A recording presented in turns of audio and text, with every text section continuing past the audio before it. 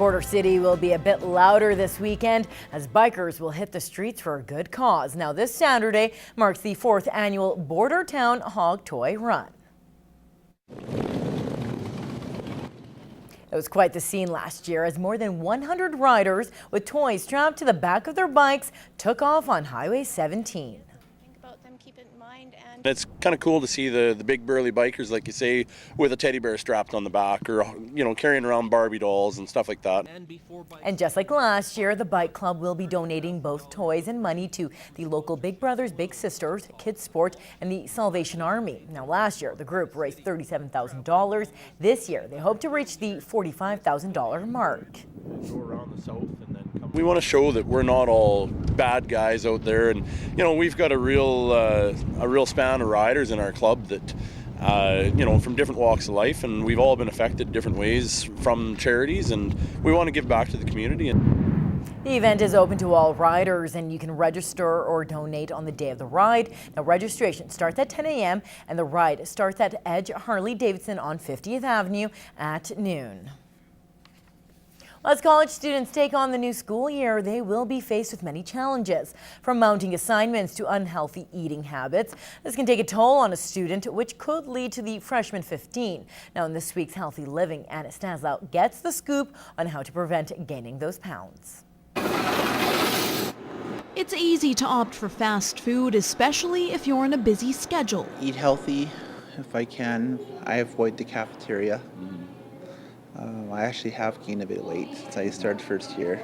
This student says he brings his own lunches and tries to go for walks. Personal trainer Aaron McGlattery says there are other ways to keep off the pounds. The freshman year can be quite stressful, so it's all about finding a way to deal with stress that's effective and good for your body and not just a bad way to eat and drink.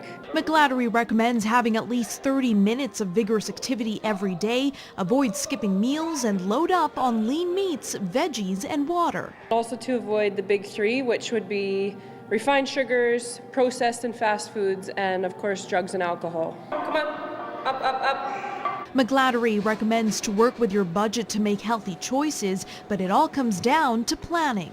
Planning and making time to be physically active and cook healthy food is the biggest part, and not just saying that they're too busy, because everybody can make time. It just takes a little extra effort. We usually cook at home, which is much healthier, right, rather than buying from the cafeteria. And in a practical sense, it's also more budget-wise. Slow down on the hard stuff like pizza pops or Ichi bad noodles, and eat cafeteria maybe once a week or a month, but don't eat like every day. Anna Stanislaw, Newcap News. Harvest for local farmers is in full swing, but the colder weather we've experienced could tip the scales for how smooth the collecting of crops goes. Graham McCann spoke to local farmers in this week's Ag Report to get reaction.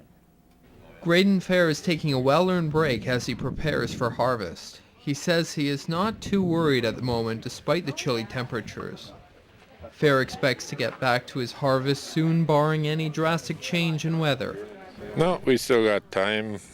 Last year we were running pretty well straight through. Last year was really nice. So this year we're delayed a little bit, but once we get going we can hopefully put it all together and put it in the bin. However, southern Alberta isn't faring as well. The snowfall in that region has stalled some producers, and the Fair family considers themselves lucky.